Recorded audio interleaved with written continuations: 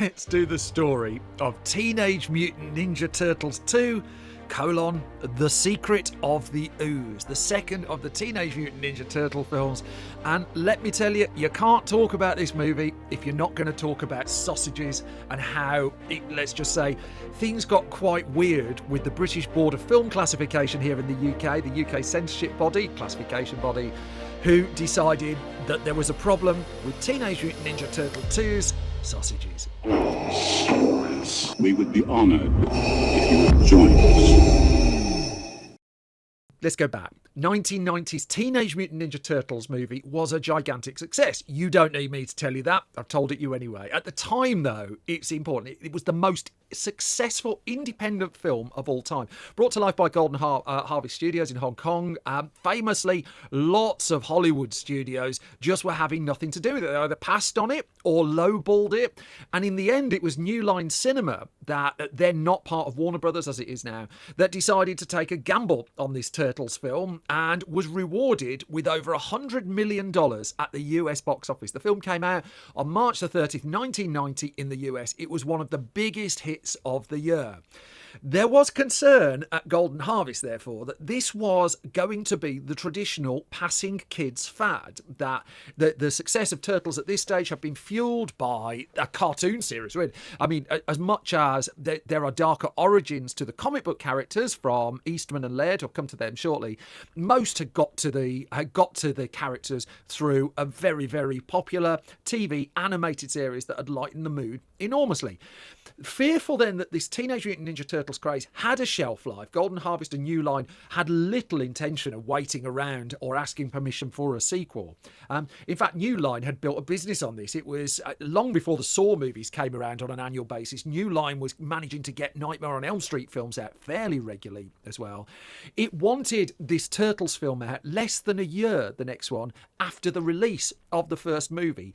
There wasn't a script. There wasn't much really in place. Doesn't matter. They wanted it and they needed it fast. They were going to spend more to get it as well. The Teenage Mutant Ninja Turtles was brought together with around $13.5 million of money that was scrambled together from multiple sources. No problem funding this one. In fact, the budget could go up, 25 million-ish. But the pressure on the project would also go up because this wasn't an unknown quantity anymore. And the first film had hit some problems. So, I mean, immediately with the new Turtles film, there were going to be changes as well for a bunch of reasons. I mean, the Los Angeles Times reported how Paige Turco was jumping from the daytime soap All My Children to take on the role of April O'Neil in the new Turtles film. The thing was, Judith Hoag had played April O'Neil in the first film just a few months ago. Well, what was happening to her?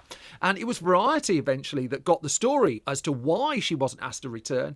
And she argued that she'd called out during the making of the film the 6-day-a-week schedule, the intense 6-day-a-week schedule that brought Teenage Mutant Ninja Turtles to the screen. And she also argued as well that, quote, I thought the movie suffered because of that. She said, it's something I spoke to the producers about. I think they thought I was too demanding and moved on. And so she was out. She never returned to the saga. And in came Paige Turco instead.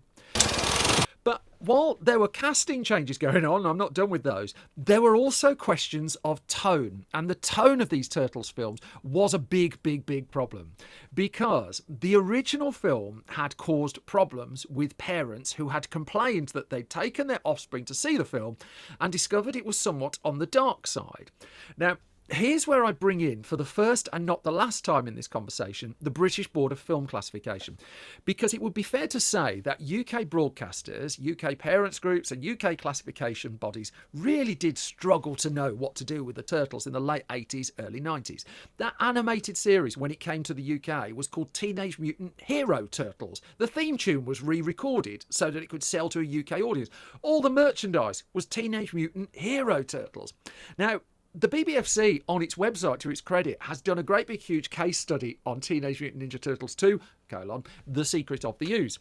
And it notes some of the background there. It talks how the TV show launched in the US in '87 and the BBC picked it up here in the UK. But it writes, the government at the time was concerned about violence in children's television. Imagine that. particularly ninjas and their weapons. Therefore, in accordance with the standards applied by TV and other regulators at the time, the broadcasters changed the title of the show. They changed that merchandise. Even the video game had to change its name as well. Concerns, though, about ninja weaponry extended to the content of the show as well as the title. And so there were edits done. In particular, this does get relevant to the film we're talking about. Sequences of grappling replaced all sights of the turtle Michelangelo using his trademark nunchucks weapon, also known as chain sticks. Now, also the BBC version of the show had to change all uses of the word bummer. It was meant as bad luck, but there was a fear that, according to the BBFC, the term had, quote, a homophobic meaning in British slang at the end of the 80s, early 90s. And then it came to why the film came out called Teenage Mutant Ninja Turtles when everything else had been rebranded Hero Turtles. And it came to the BBFC and there was discussion about the title. The film was being distributed in the UK by Virgin Vision, and Virgin Vision wanted to change the title to Teenage Mutant Hero Turtles, but in the end decided against it. However, lots of cuts were made in that film. It was going to a family audience. Those nunchucks, a huge bone of contention for UK censors.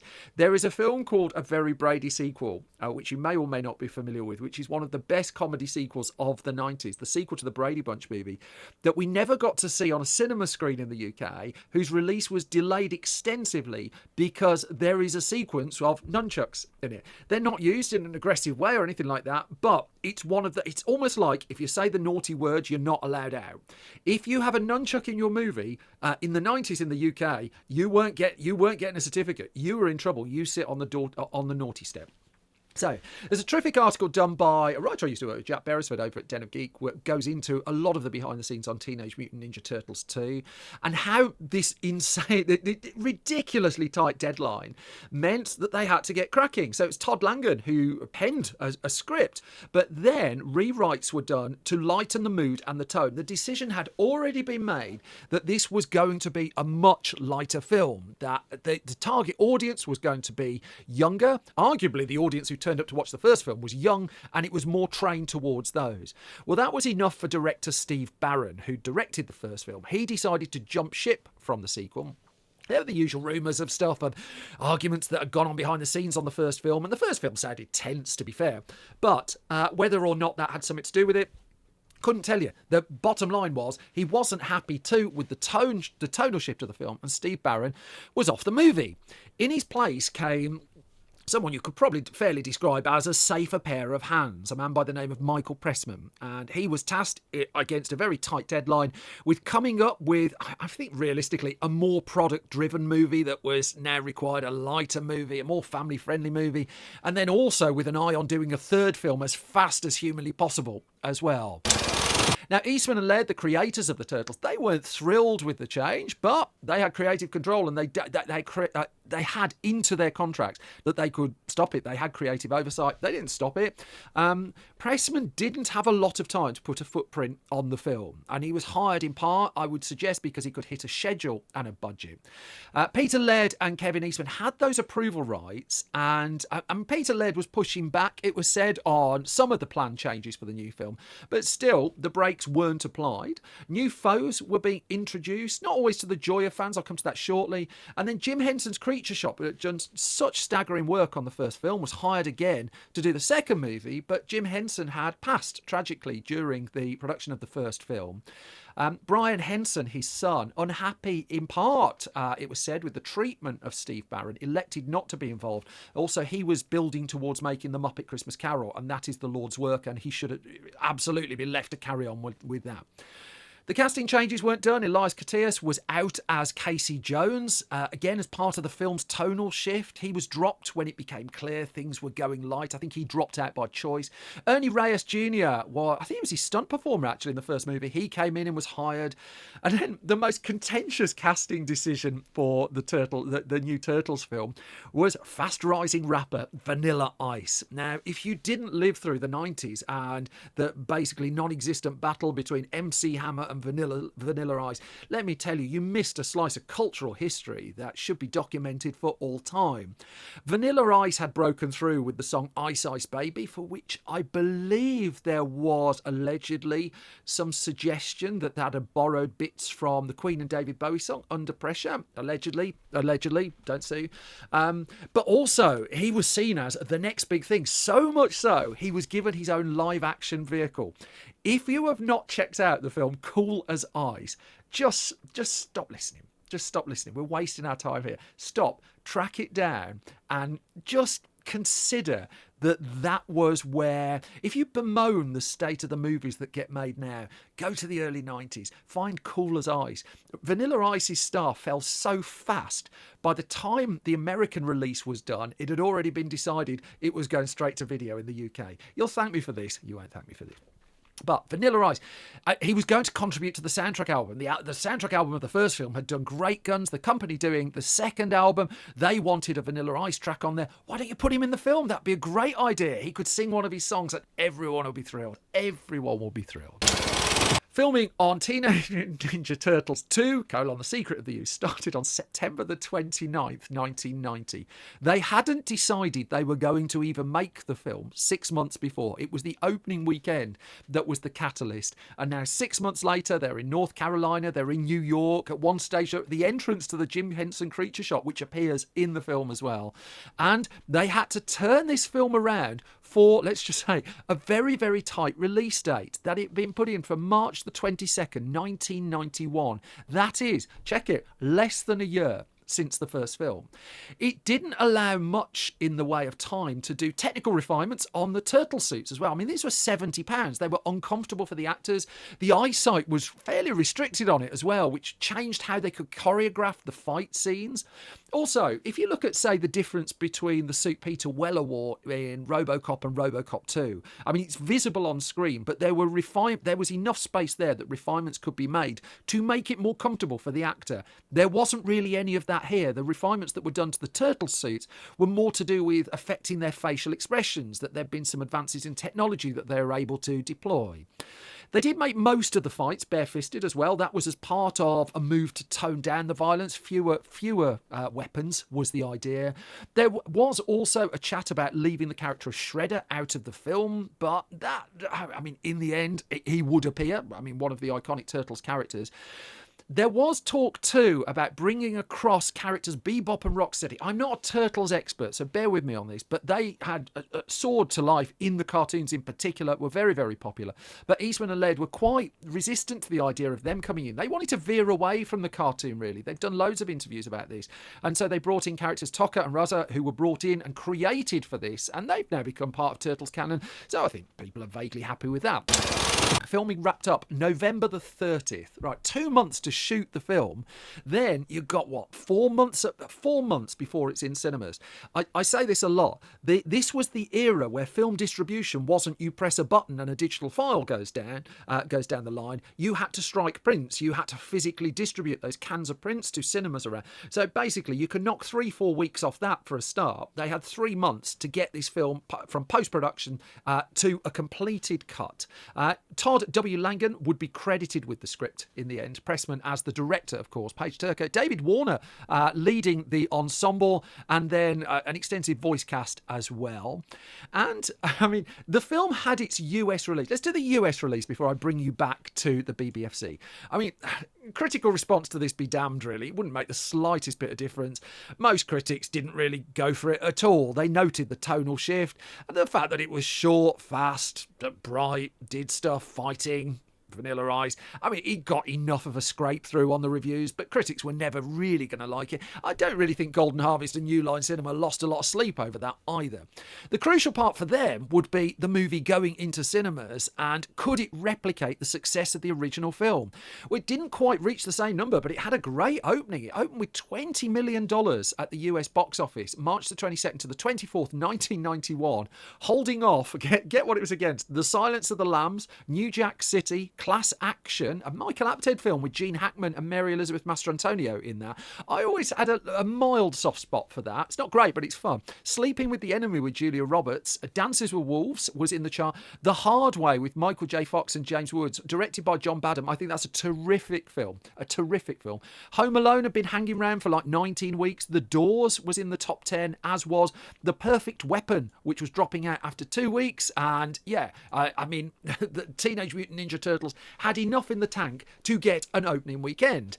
Held that at the top of the charts for the second week as well, with films like The Five Heartbeats and Career Opportunities were opening against it. But still, it was the Oscar films that were challenging it. Silence of the Lambs, Dances with Wolves have been around for 21 weeks. Silence of the Lambs, interestingly, wouldn't win the Oscar till a year later. It was notable around the time that how rare it was for a film to win a Best Picture Oscar that was on video cassette by the time the Oscar ceremony came round.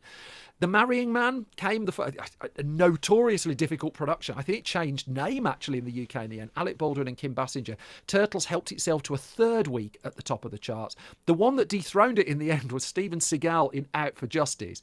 By the time Teenage Mutant Ninja Turtles 2, The Secret of the Ooze, left US cinemas, well, $78 million. So about $50 million down on the film before. However, I mean, decent money, hadn't cost much to make, and already work was underway on Teenage Mutant Ninja Turtles 3 that was going to be coming along less than a year after Teenage Mutant Ninja Turtles 2. So that would be written and directed by Stuart Gillard.